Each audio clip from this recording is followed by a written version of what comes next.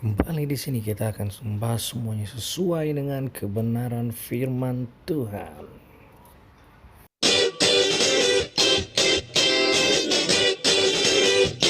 Dengan mereka menyampaikan alasan-alasan. Ya, mereka menyampaikan alasan dan salah satu alasan yang mereka sering sampaikan adalah I am born this way. Jadi saya terlahir dengan kecenderungan ini. Ini yang pernah saya layani dan dia berkata bahwa saya punya kecenderungan untuk berhubungan secara sejenis, kecenderungan sesama jenis dan dia berkata saya tidak punya ketertarikan dengan lawan jenis. Nah, ini yang kadang-kadang kita akhirnya juga harus berpikir bagaimana kita memberikan jawaban. Karena menurut mereka I am born this way, saya lahir dengan keadaan seperti ini. Tetapi biasanya saya menjawab mereka dengan jawaban sederhana bahwa kecenderungan menyukai sesama itu saya berikan analogi sama seperti orang yang melakukan perzinahan atau melakukan pencabulan di luar pernikahannya. Dan saya sering mengatakan kepada mereka, secara biologis orang yang melakukan hubungan seks di luar nikah itu karena memang ada hormon yang mendorong dia melakukan itu. Tetapi kita tidak bisa menyalahkan hormon itu. Di balik keputusan kita melakukan hubungan seks di luar nikah, itu ada yang sampai level keputusan moral. Jadi kita tidak bisa menyalahkan hormon kita, karena orang yang memiliki kecenderungan LGBT, ini sering beralibi bahwa dalam diri mereka itu ada hormon testosteron yang terlalu banyak. Ini yang menjadi argumentasi mereka. Hormon testosteron ini yang menyebabkan mereka menjadi homo atau gay. Dan saya berkata bahwa sebenarnya sebagian kita memiliki hormon itu, ya sama seperti orang yang melakukan hubungan seks di luar nikah. Nah, kalau misalnya saya melakukan hubungan seks di luar nikah, apakah otomatis saya menyalahkan hormon saya? Kan tidak. Karena pada waktu saya melakukan hubungan seks, saya melibatkan keputusan moral di situ.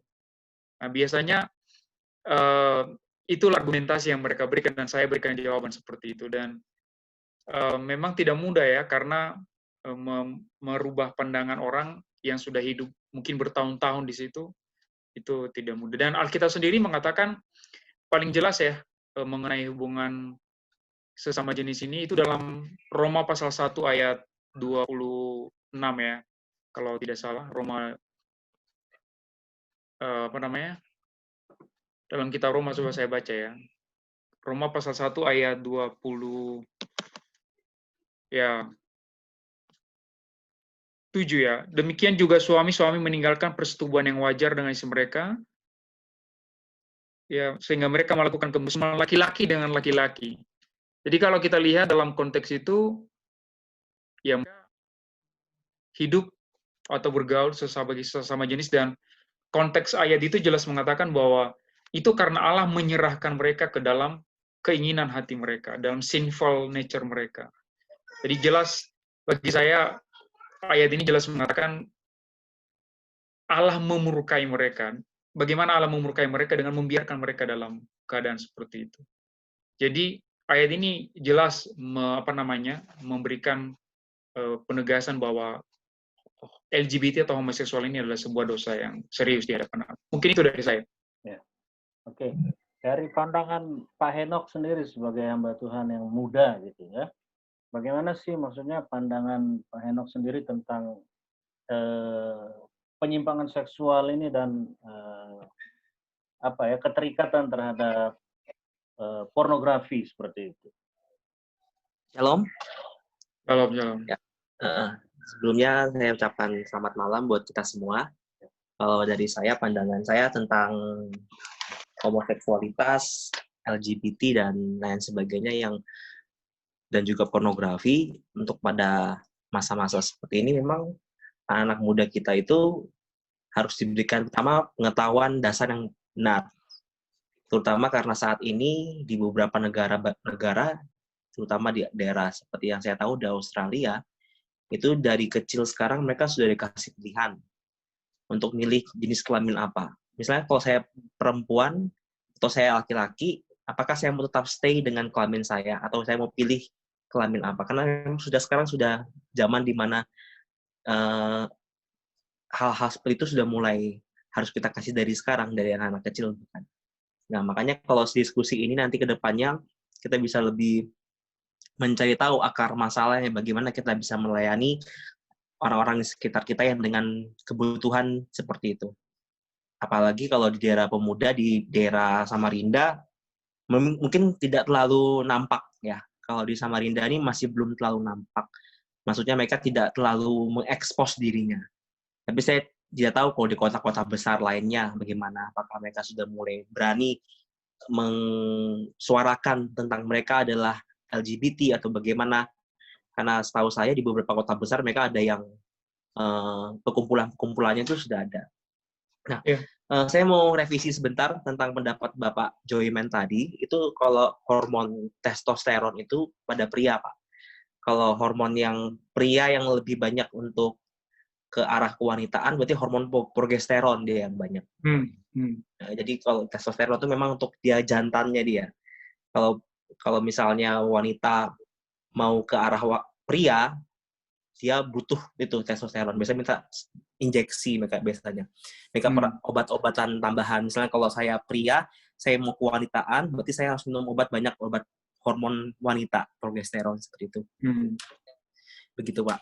Supaya kita bisa sama-sama diskusi. Nah, mengenai pelayanan di bidang LGBT ini, kalau di Indonesia memang saya rasa masih banyak belum terlalu open ya. Maksudnya dalam hal keterbukaan jemaat kita kalau dia adalah seorang LGBT.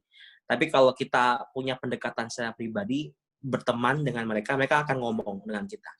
Kadang-kadang kita mungkin para gembala-gembala yang lebih senior, yang maksudnya yang 50 tahunan ke atas, mereka akan langsung bisa menghandle itu.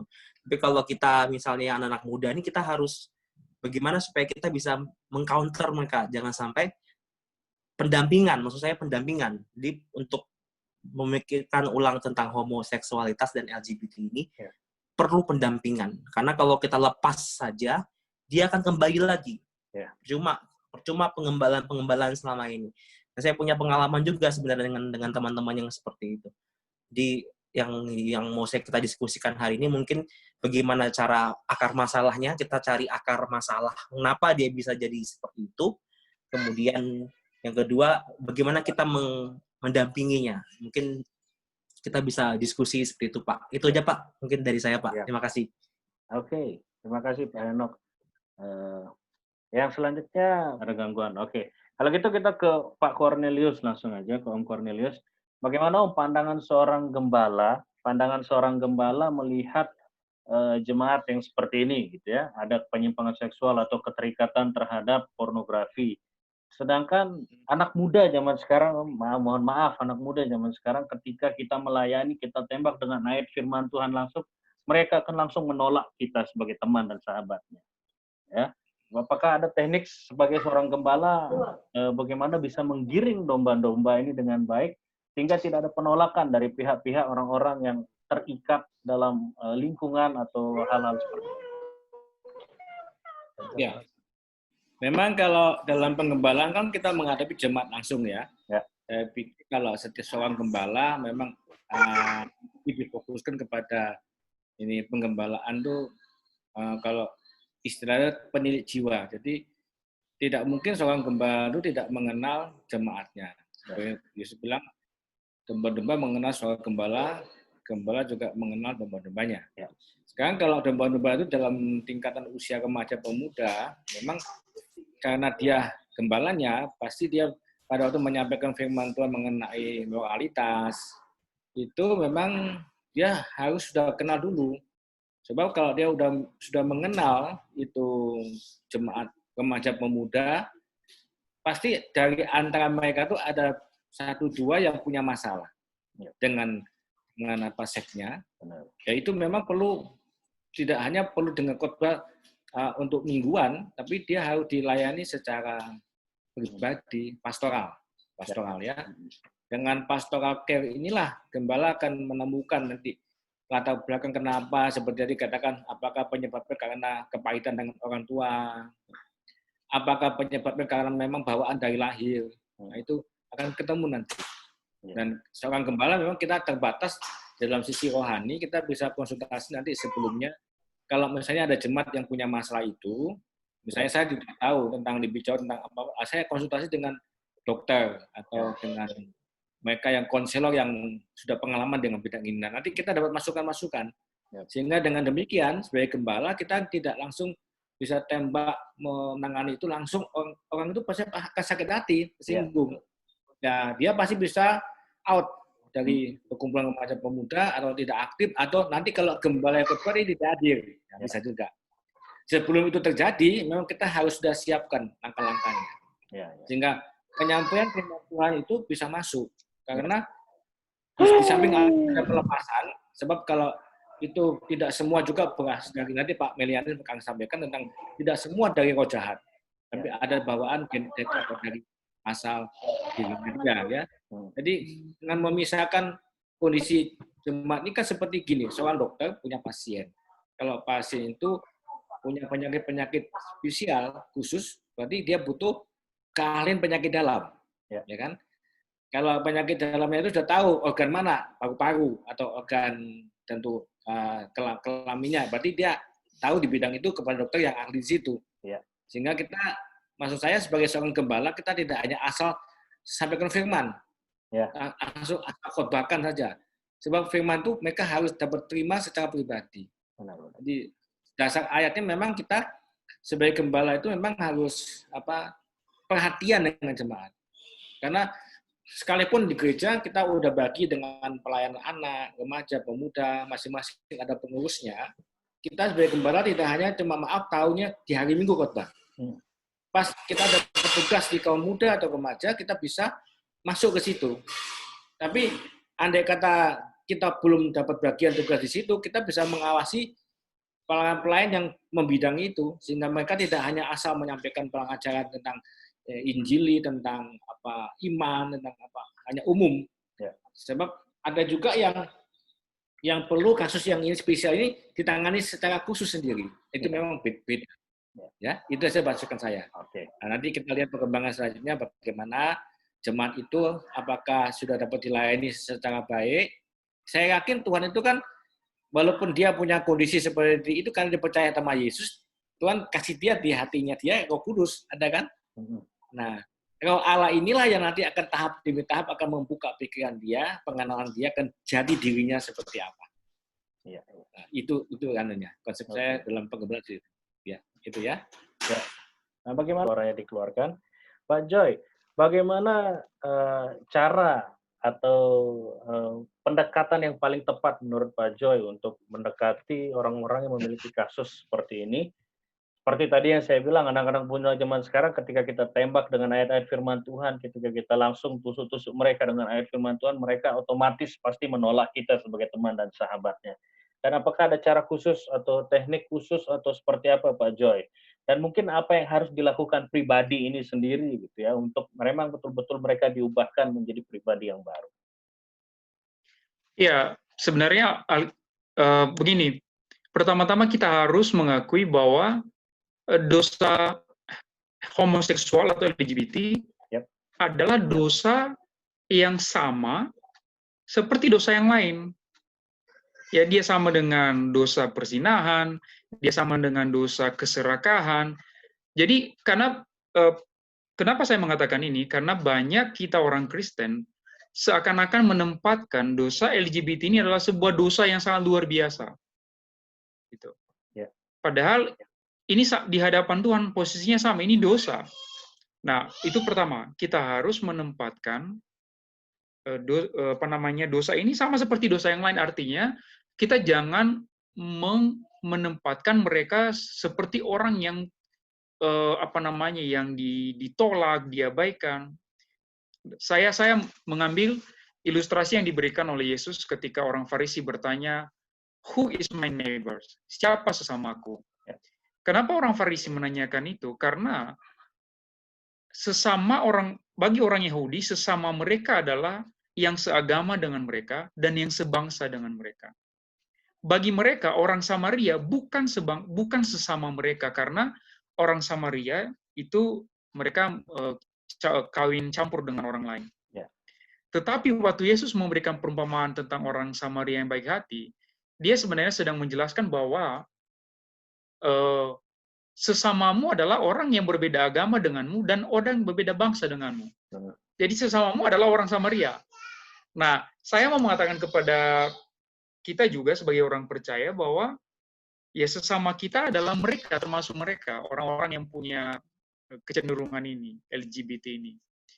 Jadi artinya apa? Love, cintai mereka, kasihi mereka. Salah satu bukti bahwa kita mengasihi mereka, menurut saya adalah kita harus tahu penyebabnya.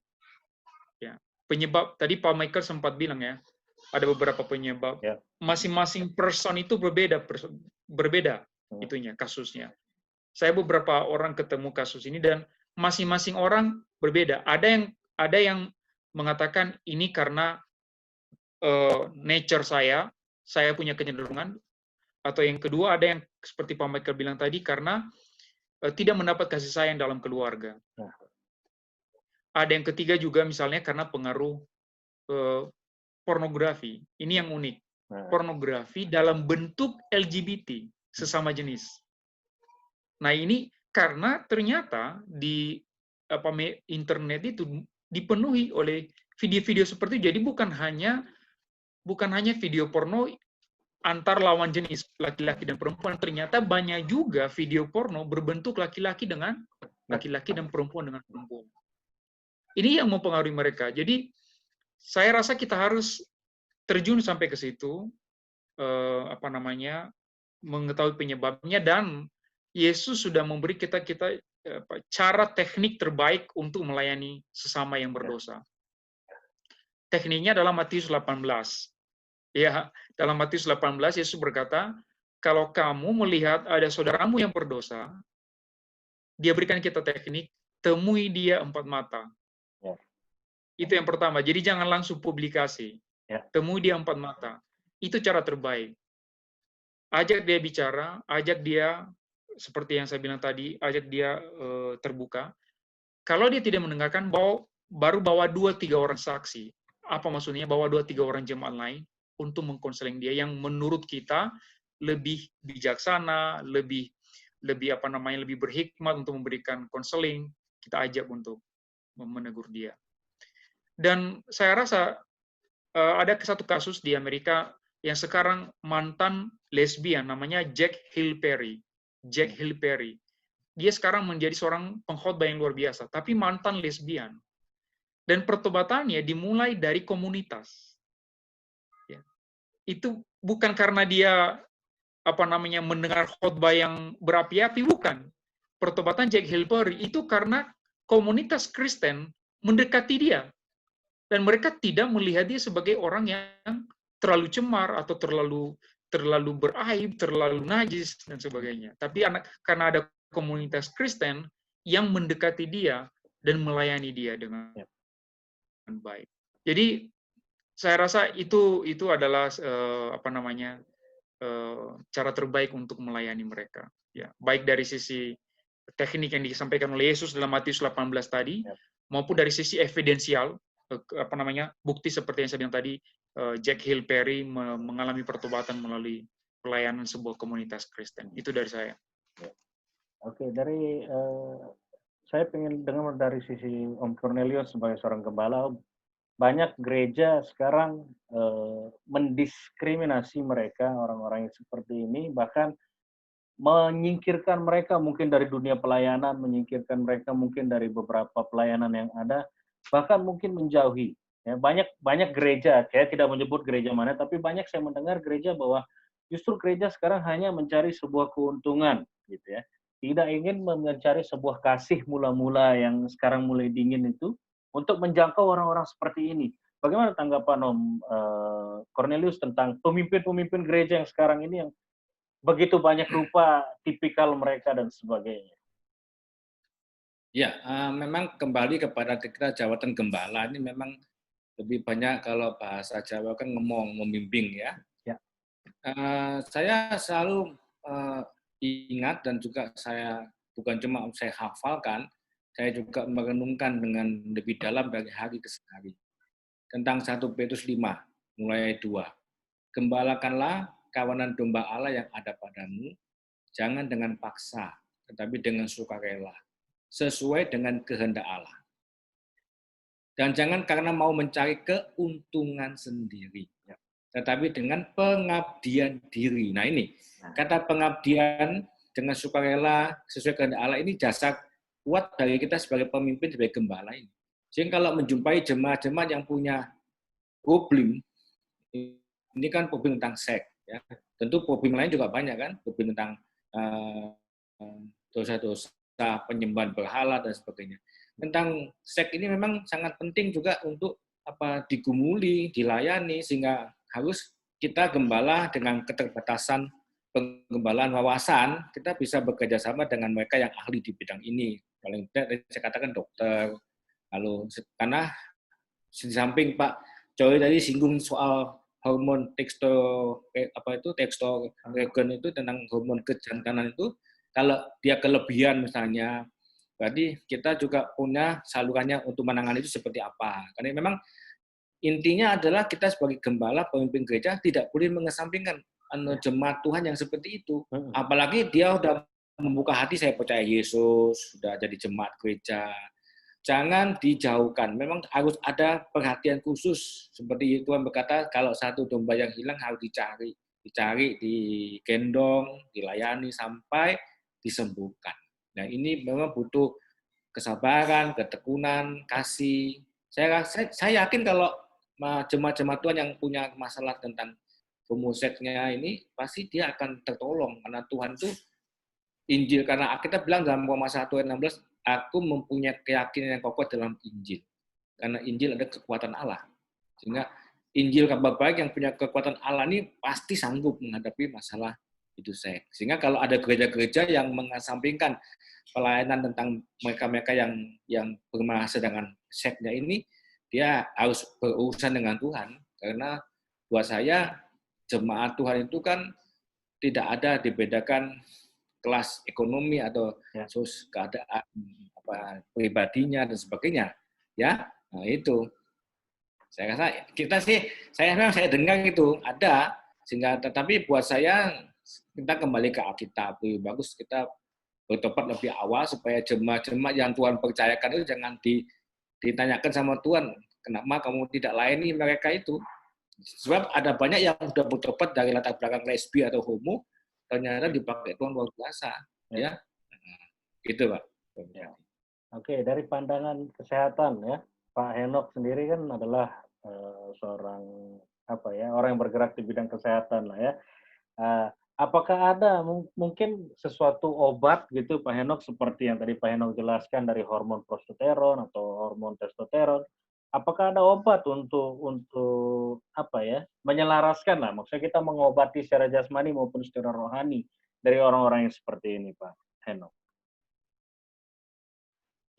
Ya, kalau jenis obatnya saya belum tahu, Pak. Tapi kalau terapinya biasanya dimulai dengan terapi non obat.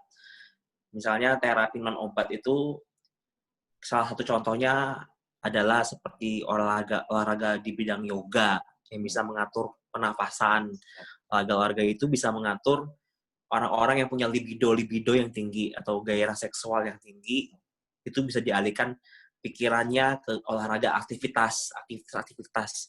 Tapi untuk obat, untuk orang-orang yang punya masalah dalam bidang hormonnya, itu perlu memang pendampingan lebih lanjut. Karena obat-obat itu juga bukan obat-obat yang bisa dibeli tanpa resep dokter, harus dengan resep dokter, Pak. Nah, untuk terapi non-obat ini, memang beberapa banyak belum orang gunakan, karena mereka lebih mau dikendalikan oleh si hawa nafsu itu. Mereka nggak mau, kalau didampingi, mereka lebih banyak kalah, mereka sudah terlanjur kalah dengan gairah seksual tuh, sehingga mereka terpaksa harus mengikuti libidonya sehingga mereka melakukan dosa dan lain sebagainya. Tapi untuk bisa mengontrol daripada hormonnya itu saya pikir obat itu belum ada. Nah, makanya kembali kepada firman Tuhan tadi bahwa kembali ke Injil, bahwa Injil itu kekuatan Allah. Bagaimana mereka bisa lebih mengandalkan kepada firman Tuhan daripada mengandalkan obat. Ataupun kadang-kadang orang yang kalaupun sudah punya obat, misalnya dia sudah punya contoh obat hormon yang bisa mengatur dalam dirinya. Misalnya dia terapi hormon, dia pria yang dengan hormon wanita yang banyak. Itu otomatis dia perlu hormon pria. Dalam arti di sini testosteron, dia disuntik atau bagaimana. Nah, kalau misalnya orang yang seperti itu lebih banyak mengandalkan pribadi atau mengandalkan obat itu, saya pikir mereka akan tetap tidak bisa sembuh. Kalau misalnya pendampingan tuh mereka akan kembali lagi ke teman-teman orang-orang yang dengan LGBT seperti itu atau dengan orientasi seksual. Jadi yang saya lihat di sini memang ini jenis penyakit, tapi belum ada obatnya, belum ditemukan obat kimianya gitu. Kalau kita batuk, kita minum obat anti batuk bisa kita sembuh. Tapi kalau kita ada masalah di orientasi seksual ini, saya pikir obatnya itu adalah mencari akar permasalahannya, kemudian dipulihkan, didoakan, dilakukan konseling, sampai pada akhirnya dia bisa bertobat. Begitu, Pak. Berarti Alkitab satu-satunya obat sejauh ini ya. Firman Itu Tuhan sudah, Pak, dahsyat. Ini. Oke.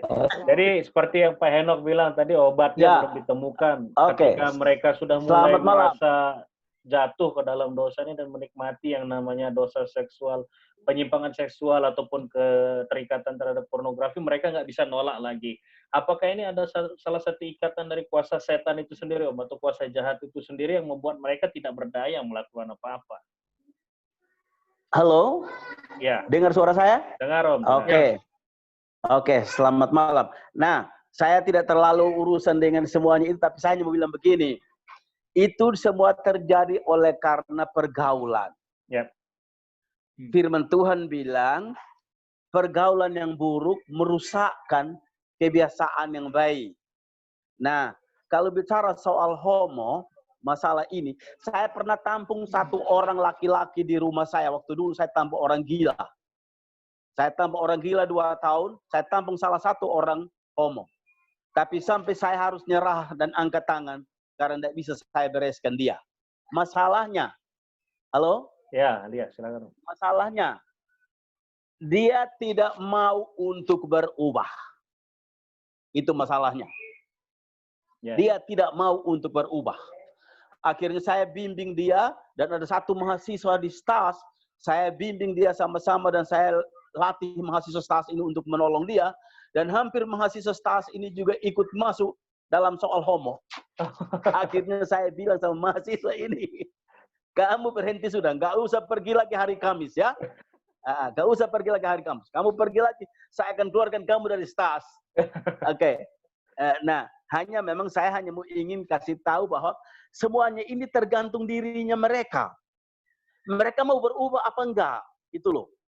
Dan soal kita mau menolong mereka, saya siap. Itu makanya saya tampung orang itu sampai 2 tahun kok. Tapi tetap dia kembali lagi ke hidup yang lama itu. Ya.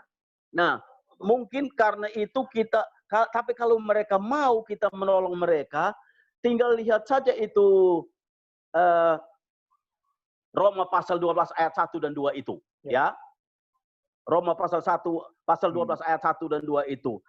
Karena itu saudara-saudara, demi kemurahan Allah, aku menasihatkan kamu, supaya kamu mempersembahkan tubuhmu sebagai persembahan yang hidup, yang kudus, dan yang berkenan kepada Allah. Itu adalah ibadahmu yang sejati. Nah, jangan mempersembahkan tubuhnya kepada temannya, tapi harus kepada Allah. Ya. Lalu ayat yang kedua, yang jelas ayat yang kedua, janganlah kamu menjadi serupa dengan dunia ini, tetapi berubahlah oleh pembaharuan budimu, sehingga kamu dapat membedakan manakah kehendak Allah, apa yang baik, yang berkenan kepada Allah, dan yang sempurna. Nah, pergaulan dunia ini yang merusak mereka. Ya. Surabaya ini ada kurang lebih 400 homoseksual. Surabaya ini. Sudah terdaftar 400 orang. Dan pernah ada orang mati di sana, orang NTT, namanya Yohanes. Tapi karena mungkin profesi dia sebagai perempuan, dia dipanggil Mbak Anis. Mbak Anis. Saya karena orang NTT, jadi dia meninggal, saya mau pergi untuk kubur. Saya sampai sana, saya tanya teman-temannya, saya tanya teman dari NTT, ya, Mbak Anis ya Pak Pendeta. Mbak Anis, sementara yang saya dikasih tahu Yohanes namanya. Oke. Jadi sekarang ini begini, saya begini ya. Saya ingin kita menolong mereka. Ya. Tapi mari kita perlahan-lahan dengan mereka sehingga mereka mau sungguh-sungguh berubah apa enggak. Kita harus kasih tahu mereka bahwa itu adalah dosa. Ya. Dosa itu kecil atau besar di hadapan Allah itu dosa. Begitu. Jadi kita harus asal mereka mau. Seperti orang yang saya tampung di tempat saya dulu 2 tahun. Dia mau saya tampung, tapi dia tidak mau berubah. Begitu.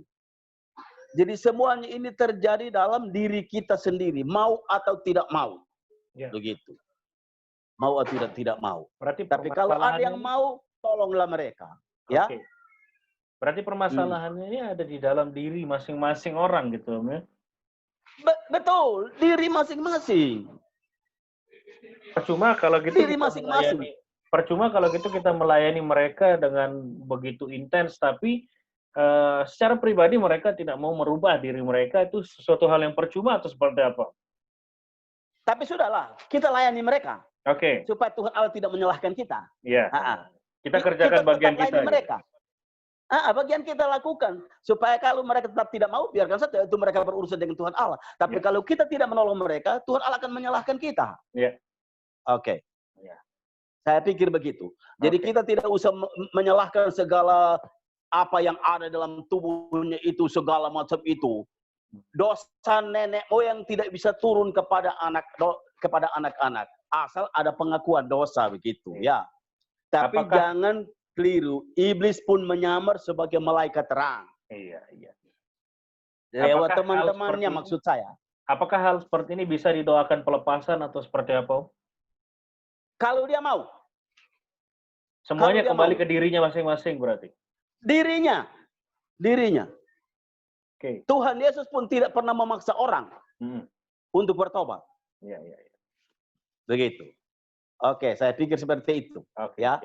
Pandangannya Pak Henok sendiri sebagai seorang hamba Tuhan yang muda gitu, Pak Henok ya, yang mungkin memiliki koneksi atau pertemanan dengan anak-anak muda, mungkin pernah mengenal yang seperti ini. Langkah apa yang awal pertama kali kita harus ambil sebagai seorang hamba Tuhan yang melayani? Langkah seperti apa yang kita harus ambil untuk melayani orang-orang yang memiliki hal-hal seperti ini? Iya, Pak. Terima kasih.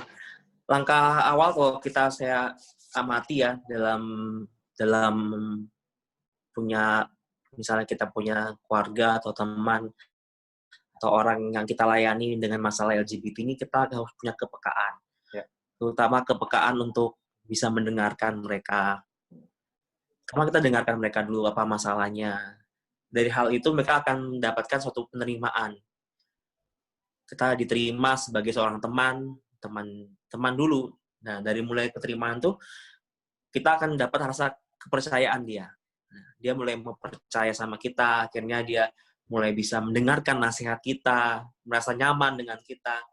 Dan akhirnya kita seperti seorang teman mitra, partnership. Dia ada sebuah kedekatan yang dimana firman Tuhan di situ bisa masuk, Pak. Ya. Nah, Bapak hamba Tuhan, selain firman Tuhan mulai bisa masuk di situ ketika kita masuk sebagai seorang teman, dia akan dengarkan kita.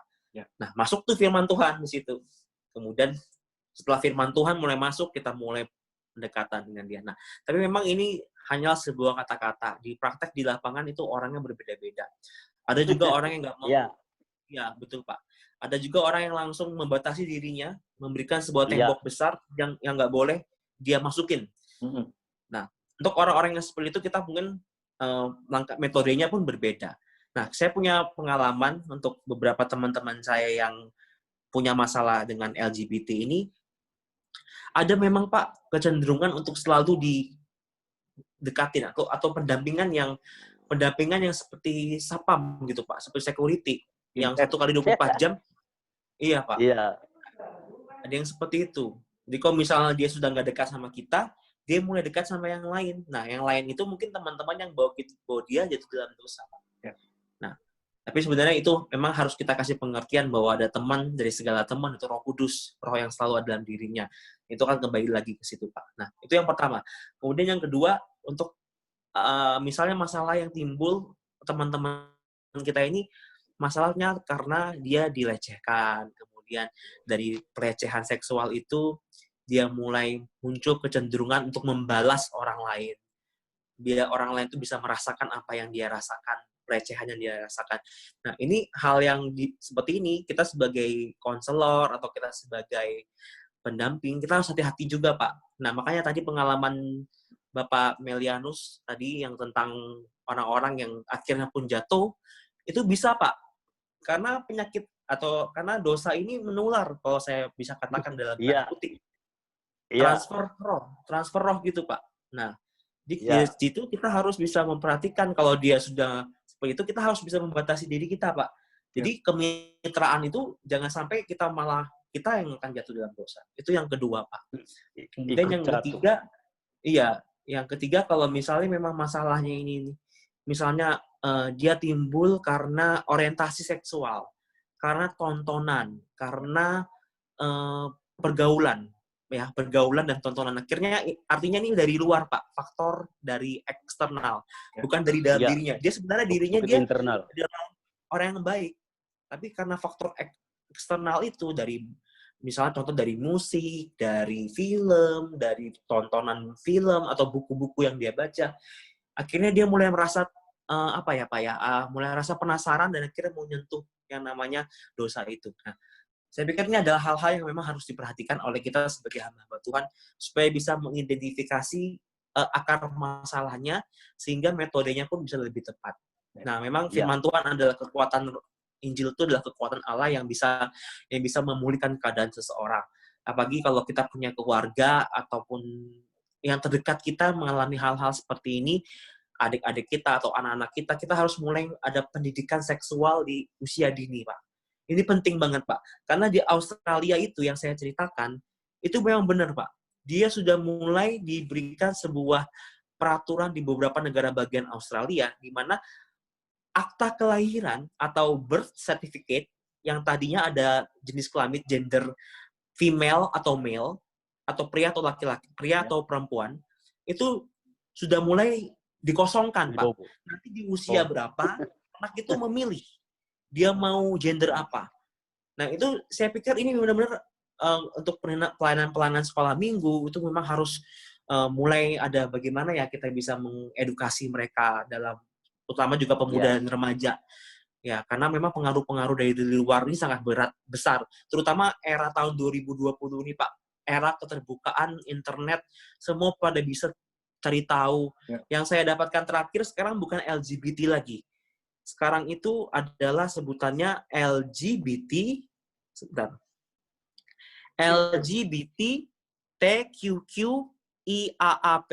Ada banyak sekarang seperti ini, Pak. Nanti saya sharingkan ke Bang Michael supaya Bang Michael bisa lihatkan. Saya baru dengar. Iya, ini mengerikan sekali. Jadi sudah mulai ke arah-arah yang mengerikan gitu, Pak. Ya, terima kasih, Pak. Oke, Pak Joy, kembali lagi Pak Joy ini. Kita melihat tadi bahwa dari Pak Melianus bilang bahwa ini adalah sesuatu yang dari diri sendiri, ya, dari diri sendiri. Sekalipun kita melayani jatuh bangun seperti Pak Mel bilang 2 tahun melayani, bahkan orang yang diajak melayani pun hampir terikat masuk ke sana. Bagaimana untuk kita bisa memulihkan keadaan diri orang, Pak Joy? Kalau kita tahu sekarang bahwa memulihkan hati yang hancur itu nggak semudah membalikkan telapak tangan. Ya. Bagaimana sih pelayanan yang seharusnya kita lakukan untuk memulihkan hati orang-orang yang seperti itu? Ya, benar yang dibilang Pak Milan, memang tergantung kepada keputusan moral ya ya, keputusan moral masing-masing. Kalau ada yang berargumentasi bahwa mereka lahir dengan kecenderungan itu, ada satu buku yang bagus yang membantah itu, judul bukunya Born This Way, tanda tanya, dikarang oleh J. David Branch. Di situ di buku itu dia menguraikan bahwa argumentasi bahwa mereka lahir dengan hormon seperti itu sebenarnya salah besar. Ketika kita memutuskan untuk LGBT, itu adalah keputusan moral, sama seperti kita mengambil keputusan berhubungan seks di luar nikah. Gitu. Jadi itu sama posisinya, keputusan moral. Ya, artinya apa? Sebenarnya kenapa mereka terus melakukan itu? Because they enjoy it. Mereka menikmatinya. Sama seperti orang yang berhubungan seks di luar nikah, menikmatinya. Ya, menikmatinya, dan orang yang LGBT itu menikmatinya. Jadi ini masalah keputusan moral. Maka tadi sempat disinggung mengenai Injil adalah kekuatan Allah. Kalau Pak Michael tadi bertanya bagaimana solusi terbaiknya, saya percaya Injil adalah kekuatan Allah. Maka untuk melawan LGBT itu sama halnya dengan melawan semua jenis dosa yang lain, tidak ada bedanya. Bagaimana kita melawan dosa yang lain? Dengan Injil. Dosa perzinahan, dosa keserakahan, dosa penyembahan berhala, semua dosa yang lain. Menghadapi LGBT sama dengan menghadapi dosa-dosa yang lain, tidak ada bedanya. Maka dalam pengenalan saya akan firman, untuk menghadapi sebuah dosa, sampaikan Injil supaya mereka bertobat. Dan yang sering kita salah adalah Injil itu hanya sering kita singgung masalah love, kasih. No, Injil itu bukan hanya tentang kasih Allah, tapi juga tentang murka Allah. Menarik bahwa Injil adalah kekuatan Allah, itu ditulis dalam Roma pasal 1 ayat 16. Setelah ayat itu, Paulus menguraikan murka Allah kepada bangsa-bangsa. Wah, unik ya? Artinya apa? Injil itu bukan hanya tentang kasih. Injil itu isinya adalah murka Allah. Kalau engkau tidak bertobat, engkau di bawah murka. Tapi kalau engkau bertobat, engkau di bawah kasih Allah. Jadi kita harus, selain kita harus terbuka kepada mereka, melayani mereka, mengayomi mereka, di saat yang bersamaan, kita harus memberitahu mereka bahwa jika kamu terus hidup menikmati ini, kamu hidup di bawah murka Tuhan. Sama seperti saya ketika melayani orang yang masih hidup berhubungan seks di luar nikah. Ya, dengan pacarnya. Saya selalu mengatakan bahwa kalau kamu terus menikmati ini, kamu hidup di bawah murka Tuhan.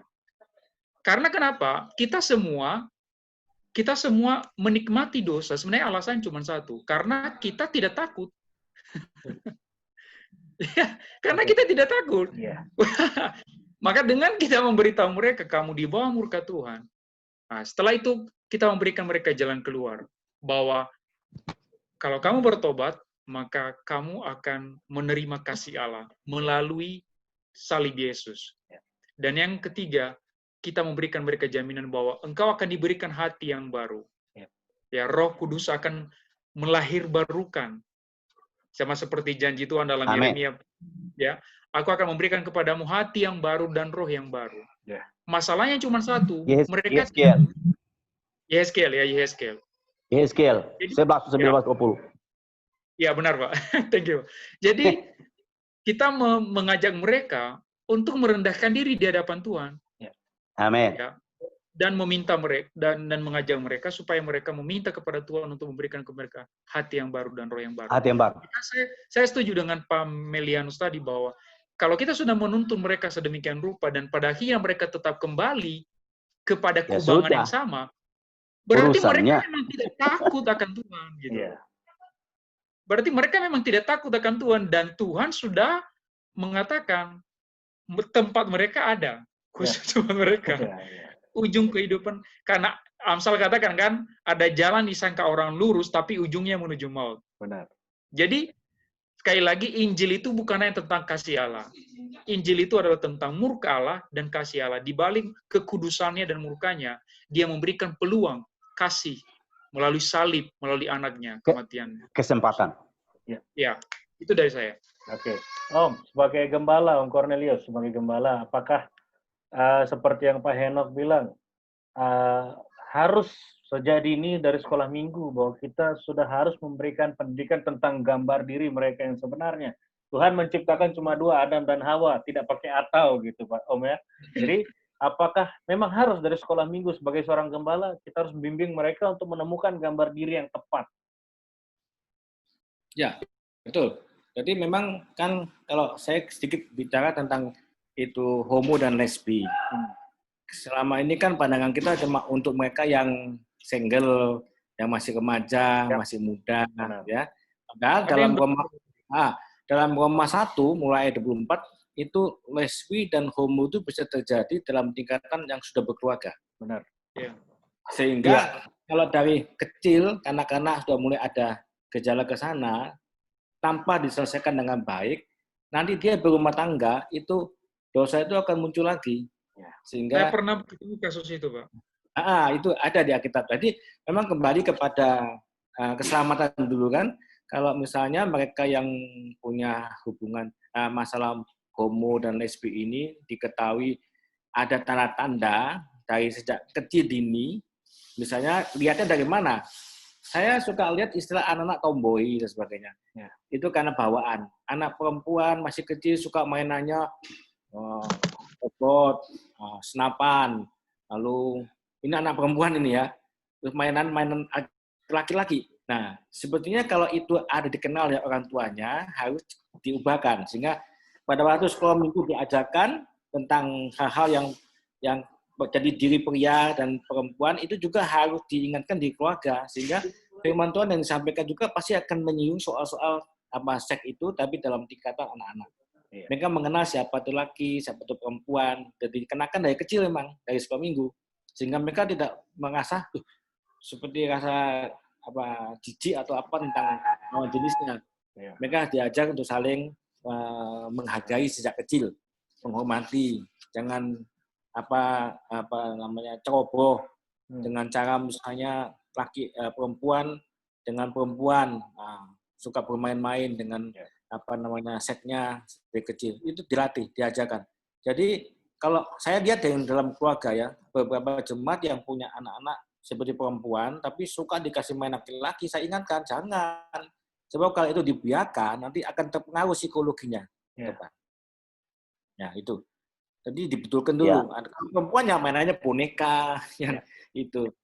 Dan nanti kalau masalah nanti misalnya dia pakaian, kalau kecil ya biasa kan celana panjang juga kalau perempuan rok. Walaupun tidak selalu harus pakai rok. Ya, sehingga dia ada beda, kalau perempuan begini, laki begini. Terus sekarang kembali kepada firman Allah. Tadi betul kata Injil itu kekuatan Allah, berbicara tentang kasih dan juga hukuman Allah. Sehingga orang-orang yang punya masalah dengan seks ini, kalau udah terima Yesus, dia memang harus ditekankan tentang kehidupan yang manusia lama dan manusia baru. 2 Korintus 5 ayat 17. Jadi siapa yang ada dalam Kristus, ialah ciptaan yang baru. Yang lama sudah berlalu, yang baru datang. Sehingga yang lama ini apa? Yang kita tahu bagi dia misalnya tentang homo, tentang lesbi. Yang lama itu seperti itu. Kalau udah baru, ini. Memang bertahap ya. Yang penting mereka yang masih punya masalah dengan seksnya ini, apakah homo atau lesbi, jangan dihakimi dulu. Tidak boleh mereka dapat firman menghakimi, menyudutkan, menyalahkan. Jadi kita memang tidak kompromi dengan dosa itu, tapi orang-orang ini memang harus dilayani dengan benar, dengan baik. Di samping, nanti dalam pertumbuhan iman itu kan biasanya orang mengenal tentang dasar iman, kemudian orang mulai mengerti tentang kuasa firman, orang mulai mengerti tentang hidup dimuridkan seperti apa. Pasti dengan melihat kebenaran firman itu, seperti kita, saya pakai baju putih ini. Lalu saya bergerak di tengah-tengah yang kotor. Saya akan terasa, ini kotor baju saya. Dengan sendirinya kalau dia sudah dijamah hatinya, dalam pemulihan hidup imannya, walaupun dia masih punya bawaan dosa, satu persatu nanti akan ditanggalkan. Tentang dosa yang lain, termasuk dosa yang ini yang kita bicarakan ini, tentang seksual. Sehingga dia tahu, kalau itu manusia lama itu saya salah. Jadi saya harus bergumul. Nah, kalau dia sudah bergumul, kemudian tidak bisa, terus masih kalah terus, dia kan akan terbuka dengan gembalanya atau dengan konselornya. Bagaimana Pak? Saya nggak bisa nih berubah gitu. Nah, itulah kemudian kita akan mengenalkan dia kepada kuasa Roh Kudus, kuasa firman, di antaranya yang tadi disinggung oleh siapa Pak Joy tentang Yeskel 36 ayat 26 itu, bahwa firman berkata, 26-27. kamu akan kuberikan hati yang baru dan roh yang baru di Roh yang dalam baru. hatimu. Aku akan menjauhkan dari tubuhmu hati yang keras dan kuberikan kepadamu hati yang taat. Hati yang lembut. Nah, hati yang taat ya, itu ayat 26 terjemahan baru, Pak. Lalu ayat 27-nya, Rohku akan kuberikan diam di dalam batinmu. Nah, ini kita tekankan dari ayat itu bahwa ternyata Tuhan tuh memberi kita ini kekuatan dari rohnya dia. Rohku kuberikan diam di dalam batinmu, dan aku akan membuat kamu hidup menurut segala ketetapanku. Dan tetap berpegang pada peraturan-peraturanku dan melakukannya. Artinya ayat itu tadi sangat ampuh sekali, kuat sekali, bahwa kita jangan beranggapan saya bisa berhenti dari dosa homo dan lesbi ini dengan kemauan saya. Memang keputusan saya, kemauan saya, tapi tetap akan kalah dengan daging. Paulus bilang berapa? Kehendak daging itu kuat di dalam dosa. Sehingga dia harus belajar dalam kehendak roh. Mau tidak mau, orang ini harus dilatih, dilajari sampai mengenal hidup dalam roh seperti apa. Saya sangat percaya kalau orang-orang yang punya masalah dengan homo dan lesbi ini, dia mengenal kuasa Roh Kudus masuk dalam hidup dalam roh, sudah aman dia. Ibarat orang itu minum obat yang punya antibiotik tingkat tinggi, sudah langsung tertolong dan disembuhkan dia. Karena hidup dalam roh itu berarti dia akan membedakan ini kehendak daging. Saya tidak bisa melepaskan dari kehendak daging saya itu dengan kekuatan saya sendiri, harus dengan kekuatan Tuhan. Sehingga penekanan dari aku akan memberikan di dalam batinmu rohku itu sangat kuat, sehingga dia berkata gini, wah saya ada Tuhan ini, Tuhan tolong saya. Nah selanjutnya kita pasti paham lah sebagai hamba Tuhan, gembala, kalau udah Roh Kudus disadarkan dalam diri seseorang yang punya masalah penyakit itu, dia akan merasa aku tidak sendiri lagi, ada Tuhan di dalam aku. Sehingga pada saat dia tidak dapat dengan kekuatannya, dia akan angkat tangan berseru sama Tuhan. Dan Tuhan yang dia percaya itu bukan jauh di atas sana, ada dalam hatinya. Sebab dia telah berfirman dalam Yesaya 36 ayat 27, rohku akan kuberikan diam di dalam batinmu, di dalam roh. Dan Tuhan bilang, aku akan membuat kamu hidup. Nah, berarti Tuhan tuh akan membuat kita hidup bukan dengan dosa, hidup dalam kepatuhan kepada ketetapan Tuhan, dan seterusnya. Ini, saya pikir ini adalah yang harus dikembangkan terus dalam diri orang yang punya masalah, baik tentang dosa lesbi atau homo atau dosa-dosa yang lain. Sementara lalu ini kesaksian, udah waktu kan kita para hamba Tuhan ini gembala kan pasti punya pengalaman Pak ya, setiap tahun, setiap hari. Saat hari Pantekosta sudah berlalu, peringatan Pantekosta, kita diingatkan bahwa Roh Kudus itu dibicarakan bukan cuma setahun sekali pada event Pantekosta, tapi setiap hari dia harus menjadi Tuhan dengan kedaulatannya untuk menolong kita yang dalam banyak kedagingan ini. Sehingga kalau bicara tentang yang macam tadi itu, homo dan lesbi, ini kekuatan Tuhan ini akan dikembangkan dalam diri dia. Potensinya Tuhan itu dikembangkan. Sehingga setiap hari dia akan melatih dirinya. Karena kita ingat bahwa homo dan lesbi itu dibentuk dari sejak dini. Sehingga kalau kita misalnya gembala mau mengkonsing seorang yang mau menikah, sedangkan kita tahu bahwa orang ini punya masalah dengan seksual setnya, dia harus ditolong dulu sebelum dia menikah. Sehingga jangan sampai itu lanjut diputuskan dulu, kalau pelepasan dipatahkan dulu roh itu, ya baru sehat ya. Saya kira memang itu di penggembalaan kita, firman Tuhan dalam khotbah mimbar memang harus menyentuh dengan terbuka semua tadi, sehingga kita tidak ada yang ditutupin. Jangankan saya tadi berpikir begini, kita bicarakan homo dan lesbi kepada mereka yang masih remaja. Ternyata di Alkitab tadi saya sekilas baca, itu juga di orang tua yang dimana ayah ibu yang melakukannya dalam tidak puasan dengan pasangannya, lalu bertindak untuk bukan berselingkuh tapi dengan sesama jenis, kan parah juga sama-sama itu. Nah, itulah. Ya, saya pikir ini bagus sekali kita sampaikan, bicarakan karena kita bisa langsung akan terbuka tugas gereja juga di bidang ini. Ya, istilahnya Amin. gitu. Om Mel, satu pesan untuk anak-anak Ya. muda generasi milenial saat ini mengenai seksual ataupun pornografi yang mereka selama ini mungkin mereka membuat mereka terikat. Satu pesan Om untuk generasi muda. Om.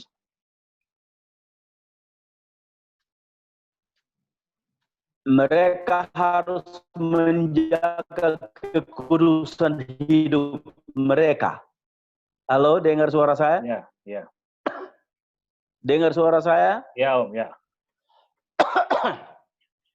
Ya, dengar Halo? Bang Melinus. Dengar suara saya? Dengar, dengar, Om, Dengar. dengar. Halo? Ya dengar Pak, dengar Pak. suara saya? Ya Om, dengar. Oke. Jadi menjaga kekudusan hidup mereka. Kamu kudus karena kekudusan ini yang perlu dipertahankan dalam diri setiap anak muda. Ya. Begitu ya. Apalagi kalau dia sudah Kristen lama, dia harus mempertahankan kekudusan hidup itu. Ya. Jagalah kekudusan hidup itu dengan baik. Pertahankan itu. Ya. Itu saran saya. Ya. Supaya nantinya akhirnya terjadilah dalam diri kita tadi Roma pasal 12 ayat 1 dan 2 dan Efesus pasal 4 ayat 23 24 dan juga yang Galatia pasal 2 ayat 20. Ya. Namun aku hidup tapi bukannya aku lagi sendiri yang hidup, melainkan Kristus yang hidup dalam aku. Ya. Oke. Dan akhirnya terjadi ayat tadi itu, Pak Cornelius itu, 2 Korintus pasal 5 ayat 17. Jadi siapa yang ada di dalam Kristus, ia adalah ciptaan baru. Yang lama sudah berlalu, sesungguhnya yang baru sudah datang. Amin. Amin. Itu saja. Oke, Pak Henok, Pak Pendeta Henok, ada satu pesan terakhir buat anak-anak muda di seluruh Indonesia yang mungkin nanti menonton video ini ketika di-share di YouTube. Ya, shalom untuk kita anak-anak muda, terutama pada saat generasi yang lahir tahun 2000-an ke atas. Pesan saya yakni jangan sampai kalian terpengaruhi oleh apa yang kalian tonton, apa yang kalian dengar. Karena hal-hal seperti itu akan mendorong kalian untuk mencari tahu, kemudian kalian akan mulai penasaran, dan kemudian kalian akan mulai merasa ingin mencoba. Ya, jauhi hal-hal itu, banyak aktivitas yang positif, pelayanan, melayani Tuhan, sekolah, belajar, dan juga pergaulan yang baik itu merusak kebiasaan yang buruk. Ya. Salah, pergaulan yang buruk merusak kebiasaan yang Terbalik. baik. Terbalik. Oke. Iya. Ya, itu aja salam saya dari Kota Samarinda buat yang mendengar. Terima kasih Pak Henok. Pak Joy, satu pesan dan kesan buat anak-anak muda di seluruh Indonesia, Pak Joy. Ya, buat teman-teman semua yang bakal mendengar rekaman video ini, yang pertama buat teman-teman saya pesan, kalau kamu mencari kepuasan, kenikmatan terdalam, love your God. Ya. Kenikmatan, kepuasan terbesar tidak akan kamu dapat karena karir, karena seks, karena uang, karena apapun, karena entertainment. Ya. Tapi kamu bisa dapat kenikmatan terbesar kalau kamu mencari kenikmatan. Kepuasan terbesar adalah ketika kamu menikmati Tuhan, kamu menikmati penciptamu. Ya, itu adalah kenikmatan terbesar yang bisa dinikmati oleh semua orang. Amin. Saya sering mengatakan begini, kesepian terdalam manusia adalah ketika dia berusaha mencapai apa yang menurut dia membuat dia bahagia, tapi ketika dia sampai di sana, dia lihat kiri kanan, tidak ada siapa-siapa. Dia sendirian. Nah, ini semua dosa mengarah ke sana. Kita berpikir itu memberi kenikmatan kepada kita. Begitu kita sampai di sana, we see nobody there. Tidak ada siapa-siapa di sana. Jadi, kenikmatan, your most satisfaction thing is to love God. Mengasihi Allah, mencintai Dia sepenuh hati. Dan pesan yang kedua adalah, kasihi dirimu sendiri. Kalau kamu mengasihi dirimu, kamu mengasihi tubuh, jiwa, dan rohmu, jangan hidup di bawah murka Tuhan. Kasihi dirimu. Kasihani dirimu. berikan jaminan kepada masa depanmu dengan mengasihi dirimu dan meninggalkan hal-hal yang membuatmu Tuhan murka, tapi mengejar hal-hal yang membuat kasih Tuhan melimpah dalam hidupmu. Karena banyak anak muda bertanya kepada saya, Kak Joy, kenapa sih Tuhan menciptakan kita? Apa sih tujuannya Tuhan menciptakan kita? Saya selalu menjawab mereka berkata begini, Tuhan menciptakan kamu karena Dia ingin hidup bersamamu selamanya. Itu tujuannya. Jadi jangan sampai kamu mati dan kamu tidak hidup bersama dengan Dia. Love yourself. Kasih dirimu. Ya jangan hidup di bawah murka Tuhan. Itu pesan saya buat teman-teman semua yang mendengarkan ini. Terima kasih Pak Joy, Tuhan berkati. Pak Cornelius, terakhir, apa pesan dan kesan buat anak-anak muda di seluruh Indonesia yang mungkin pada akhirnya nanti menonton video ini? Ya, kesan dan pesan saya bagi anak-anak muda tentunya mereka harus menyadari bahwa mereka harus menerima Tuhan Yesus sebagai Tuhan dan Juru Selamat. Dan di dalam menerima Tuhan Yesus, menurut Kolose 2 ayat 6 sampai 7, kamu telah menerima Kristus Yesus Tuhan kita, karena itu hendaklah hidupmu tetap di dalam Dia, berakar di dalam Dia, dibangun di atas Dia. Nah, mau tidak mau anak muda, karena dalam Mazmur 119 juga berkata ayat 9, dengan apakah seorang muda dapat menjaga kelakuannya bersih? Dengan menjaganya sesuai dengan firman Tuhan. Jadi dengan bertambahnya ilmu pengetahuan apa yang kita terima melalui jendela ini internet, dan belajar banyak hal, itu baik, tapi harus ada keseimbangan di dalam kehidupan iman kita. Mau tidak mau, anak-anak muda harus diperlakukan sejak dia muda mencintai firman Tuhan. Karena kalau dia mencintai firman Tuhan, itu seperti kita dapat masukkan gizi vitamin yang cukup, sehingga tubuh kita kebal, imun kita kuat. Sehingga pada waktu firman itu menjadi bagian dia, seperti waktu Tuhan berfirman kepada Yosua, pengganti Nabi Musa itu, dia bilang, janganlah engkau lupa memperkatakan kitab Taurat ini, tetapi renungkanlah itu siang dan malam, supaya engkau bertindak hati-hati sesuai yang Tuhan katakan. Yosua 1 ayat 8 itu kan, itu harus menjadikan suatu penekanan yang harus dijadikan satu utama, di samping pengetahuan duniawi yang mereka usahakan dari sekolah dan kuliah. Sebab kalau firman udah penuh dalam diri mereka dan dilakukan, ini sudah seperti saat pandemi COVID ini, kita protokol kesehatan kita perhatikan, tapi kalau tubuh kita nggak diperhatikan juga, lemah, bahaya juga. Sehingga kekuatan dari dalam, dari iman kita ini penting betul ditegakkan. Makanya minta supaya para pelayan pemuda, pengkhotbah pemuda harus menekankan jemaat pemuda ini cinta firman Allah. Begitu cintanya sampai firman itu betul di akalnya dan di hatinya. Sudah dilakukan. Itu seperti nanti jadi Mazmur 119 ayat 9 berkata, dengan apakah seorang muda mempertahankan kelakuannya bersih dengan menjaganya sesuai dengan firman. Amin. Oke, terima kasih Om Cornelius, terima kasih buat semuanya yang sudah menonton video ini, pada akhirnya akan di-share. Terima kasih Pak Joy, terima kasih Om Elianus Tetus, terima kasih sudah mendengarkan, supaya menjadi bahan ke depannya. Pak Henok, terima kasih, biar semuanya ini boleh menjadi berkat bagi seluruh anak-anak muda di seluruh Indonesia. Tuhan Yesus memberkati semuanya. Shalom. Memberkati. Shalom. Shalom. Shalom, selamat malam.